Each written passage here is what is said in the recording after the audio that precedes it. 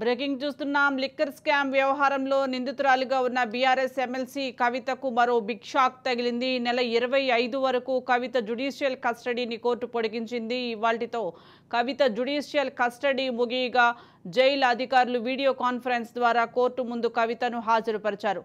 తదుపరి విచారణను ఈ నెల 25కి రౌస్ ఎవెన్యూ కోర్టు వాయిదా వేసింది.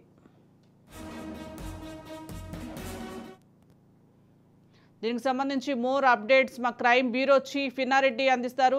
ఇన్నారెడ్డి, చెప్పండి, బీఆర్ఎస్ ఎమ్మెల్సీ కవితకు ఈ నెల 25 వరకు జ్యుడిషియల్ కస్టడీ పొడిగించినట్లుగా తెలుస్తోంది. అప్డేట్స్ ఏంటి? సుజాత, ఢిల్లీ లిక్కర్ స్కామ్ కు సంబంధించి ఎమ్మెల్సీ కవితకు మరోసారి బిగ్ షాక్ అనే చెప్పుకోవచ్చు. ఆమె ఎలాగైనా సరే నాకు రిలాక్సేషన్ వస్తుంది, ఇన్ని రోజుల పాటు జైల్లో ఉన్న ఒకే ఒక మహిళ, అలాగనే దీనికి సంబంధించి ఛార్జ్ షీట్లు అనుబంధ ఛార్జ్ షీట్ కూడా వేశారు కాబట్టి ఆమెకు బెయిల్ ఇవ్వాలని చెప్పని కోర్టు నేపథ్యంలో కోర్టు నిరాకరించిన తర్వాత ఎట్లయినా సరే మరి ఆమె ఢిల్లీ సుప్రీంకోర్టుకి వెళ్ళినా సరే బెయిల్ కి ట్రై చేయాలని చెప్పిన నేపథ్యంలో ఏమో జ్యుడిషియల్ హ్యాండ్ ఈసారి పొడిగించరేమో అని చెప్పని కూడా అమ్మ ఊహించినట్టు తెలుస్తా ఉంది. అయితే ప్రస్తుతం అయితే మాత్రం మనకు అందుతున్న సమాచారం ప్రకారం ఆ జ్యుడిషియల్ రిమాండ్ ఈ నెల 25 వరకు కూడా పొడిగించినట్టు కూడా మనకు సమాచారం అంతా ఉంది. వీడియో కాన్ఫరెన్స్ ద్వారా కోర్టు ముందు హాజరుపరిచారు. కవితను హాజరుపరిచిన తర్వాత ఈ నెల 25 వరకు వాయిదా పడింది. 25 వరకు కూడా జ్యుడిషియల్ రిమాండ్ పొడిగించినట్టు కూడా మనకు సమాచారం అంతా ఉంది. మొత్తం మీద ఢిల్లీ లిక్కర్ స్కామ్ లో కేజ్రీవాల్ కూడా ఒకవైపున ఢిల్లీ హైకోర్టులో ఎదురు జరగడం తర్వాత కవితకు సంబంధించి కూడా ఈ జ్యుడిషియల్ రిమాండ్ పొడిగించడం పట్ల ఖచ్చితంగా ఈ కేసులో వీళ్ళిద్దరు కూడా చాలా కీలకమని భావిస్తుంది. ఒకవైపున ఏసీబీ కావచ్చు, మరోవైపున సిబిఐ, రెండు ఏజెన్సీలు కూడా కీలకమని భావిస్తా ఉన్నారు.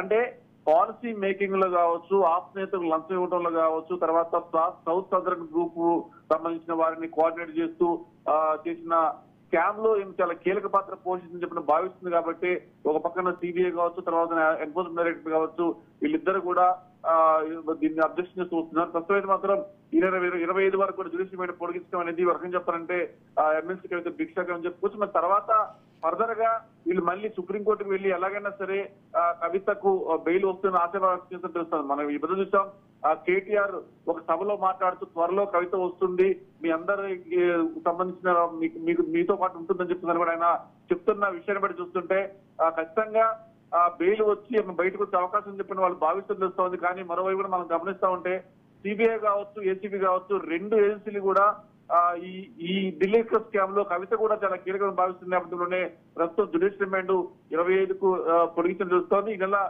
కేసు విచారణ కూడా 25కు వాయిదా వేయడం జరిగింది. సుజాత, ఇన్నారెడ్డి, అలాగే కవితకు బెయిల్ ఇస్తే తారుమారు చేసే ప్రభావం కూడా ఉంది.